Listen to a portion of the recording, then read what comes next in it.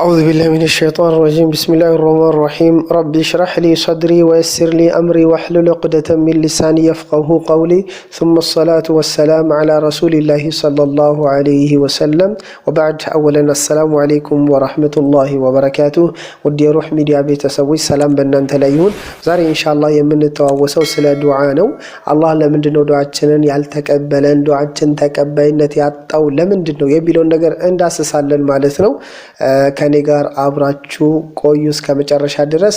ይሄ ክፍል 2 ነው። ክፍል 1ን የምትፈልጉ ሰዎች ኢንቦክስ ላይ አስቀምጥላችኋለሁ መከታተል ማዳመጥ ትችላላችሁ ማለት ነው። ወደ ሐዲሱ እንሂድ።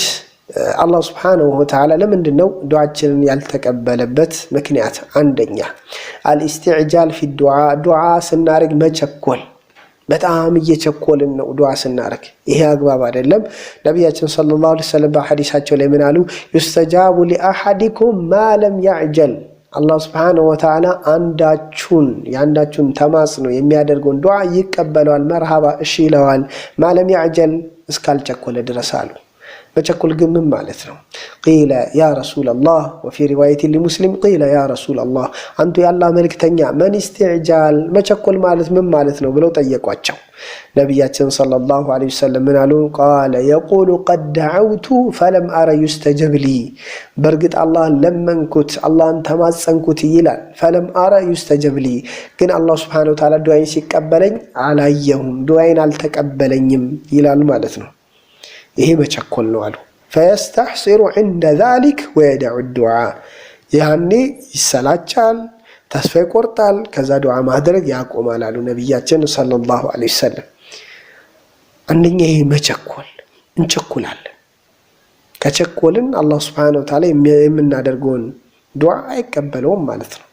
እንደውም በተለይ ጫት ቃሚዎች የሚያበዙት ምንድነው?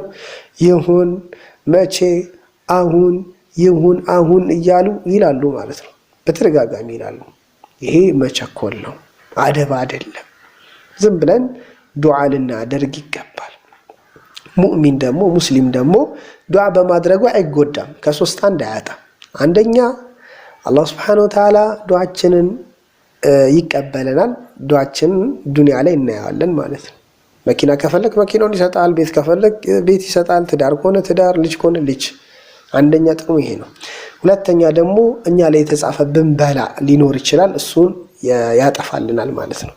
ቤተሰብህን ማጣት ሊሆን ይችላል፣ ትዳርህን ማጣት ሊሆን ይችላል፣ ልጅህን ማጣት ሊሆን ይችላል። በጣም ብዙ ነገራቶች አሉ። ያህን በላ ይገፈተርልናል። ሁለተኛ ጥቅሙ ይሄ ነው። ሶስተኛ ጥቅሙ ደግሞ አላህ Subhanahu Wa Ta'ala ነገ የውመል ቂያማ እንደ አጅር አድርጎ ይሰጠናል ማለት ነው። እንደ አጅር አድርጎ ያፋፋናል። አፋፍቶ አኺራ ላይ ይሰጠናል እንደ ደሞዝ አድርጎ ማለት ነው። እና ጥቅም አለው ዱዓ ማድረግ። ሳንቸኩል ሁሌ ዱዓ ልናደርግ ይገባል።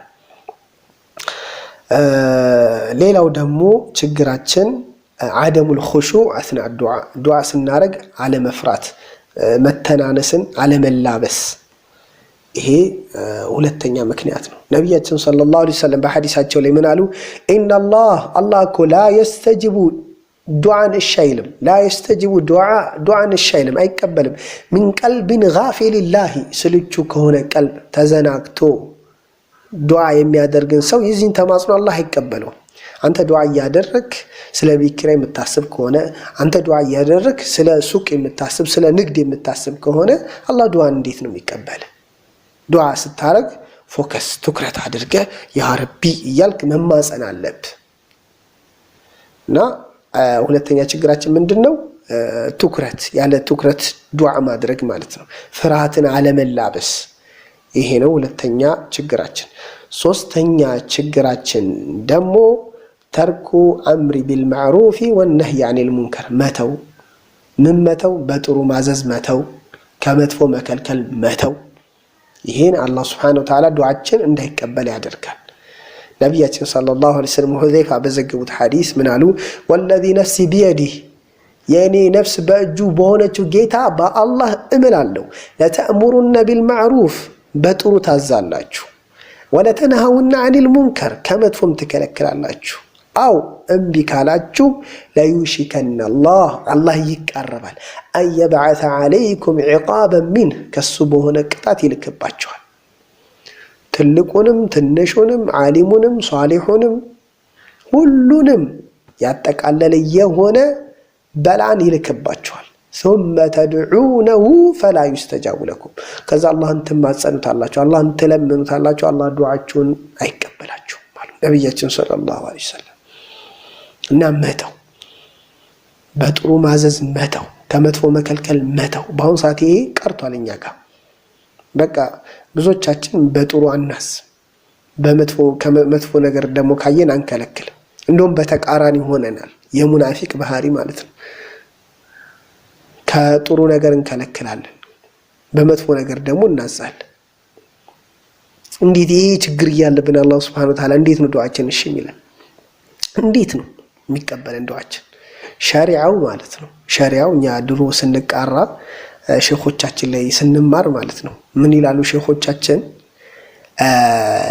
አንድ ሰው አሉ ኢንካሩል ሙንከር ከመጥፎ ነገር መከልከል እየሰራው እንኳን መከልከል አለበት አሉ። እየሰራው እንኳን ሰውየው ኸምር ይጠጣል አይደለ? ሌላ ኸምር የሚጠጣ ሰውዬ ካየ መከልከል አለበት። ለምን? ሌላ ሰው እንዳይበላሽ፣ እሱን ተከትሎ እንዳይበላሽ ማለት ነው። ማህበረሰቡ እንዳይበላሽ መጠንቀቅ አለበት፣ መከልከል አለበት። አንተ ኸምር ከምትጠጣ ከሆነ አባት ተብዬ ልጅህም ግን መከልከል አለበት። አንተም ደግሞ ከዛ ሐራም ነገር ለመውጣት መጣር አለብህ ማለት ነው። እና በጥሩ ማዘዝ ከመጥፎ መከልከል ይሄ ዋጅብ ነው፣ መቀረት የለበትም ማለት ነው። ያን ነገር ብሰራው ባሰራው ማለት ነው። እና ይሄን ነገር ማዳበር አለብን፣ በጥሩ ማዘዝ ይሄ እንደገና ደግሞ ከመጥፎ መከልከል ይሄን ባህሪ ማዳበር አለብን ማለት ነው። ሌላው ደግሞ ብዙዎቻችን የተፈተንበት አራተኛ አክሉል ሐራም የሆነ ነገር መመገብ። ሐራም የሆነን የወለድን ብር ሰርቀን አጭበርብረን ፈርቅ የሚባል ደግሞ አላውን ፈርቅ እየሰራን መብላት ይሄ ሐራም ነው። አክሉል ሐራም ዱዓችን ተቀባይነት እንዲያጣ ከሚያረጉ ነገራቶች ዋነኛው ነው። ነብያችን ሰለላሁ ዐለይሂ ወሰለም በሐዲሳቸው ላይ ምን አሉ? ኢነላህ ጠይብ አላህ መልካም ነው። ላ የቅበሉ ኢላ ጠይባ አላህ መልካምን እንጂ አይቀበልም፣ ጥሩን እንጂ አይቀበልም። ወኢነላህ አመረ አልሙእሚኒነ ቢማ አመረ ቢሂ አልሙርሰሊን አላህ ምእመናንን አዟል፣ መልእክተኞችን ሩሱሎችን ባዘዘው ነገር ምንድነው እሱ? አላህ Subhanahu Wa Ta'ala በተከበረው ቁርአኑ ምን አለ? ያ አዩሃ الرسل كلوا من الطيبات واعملوا صالحا الله من على ان انت ملائكتኞች كلوا بلوا من الطيبات كحلالو بلوا واعملوا صالحا መልካም ስራ ስሩ።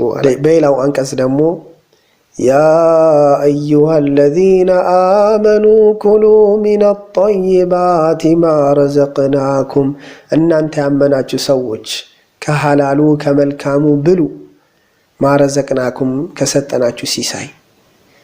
ይሄን ከቀሩ በኋላ ነብያችን ምን አሉ? ثم ذكر الرجل يطيل السفر ስለ አንድ ሰው ማውራት ጀመሩ።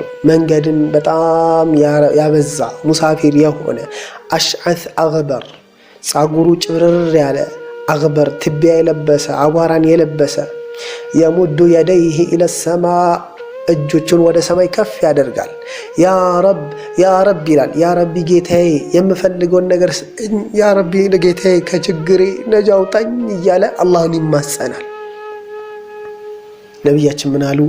ወመጥዓሙ ሐራም የሚበላው ነገር ሐራም ምንጩ ከሐራም ነው። ወመሽረቡ ሐራም የሚጠጣው ነገር ምንጩ ከሐራም ነው። ወመልበሱ ሐራም የሚለብሰው ልብስ ከሐራም ነው የመጣው። وغذي بالحرام ملاو سونته ملاو አካሉ በሐራም ነው የተገነባው። فأنا يستجاب له እንዴት ነው አላህ Subhanahu Wa Ta'ala የሚያደርገውን ዱዓ የዚህን ሰውዬ ዱዓ እንዴት ነው የሚቀበለው አሉ ነብያችን ሰለላሁ ዐለይሂ ወሰለም።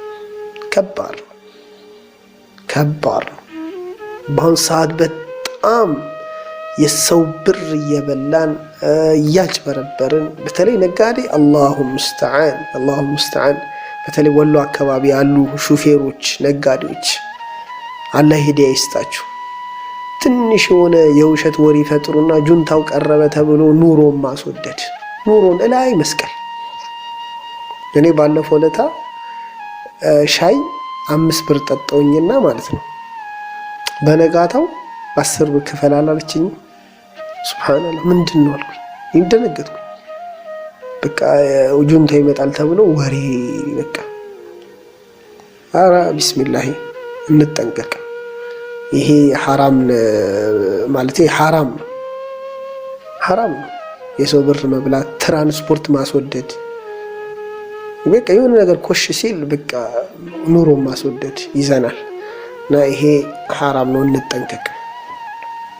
የሰው ብር የምንበላ ከሆነ የማህበረሰቡን ብር የምንበላ ከሆነ አላህ Subhanahu Wa Ta'ala የምናደርገው ዱዓ አይቀበለንም ማለት ነው።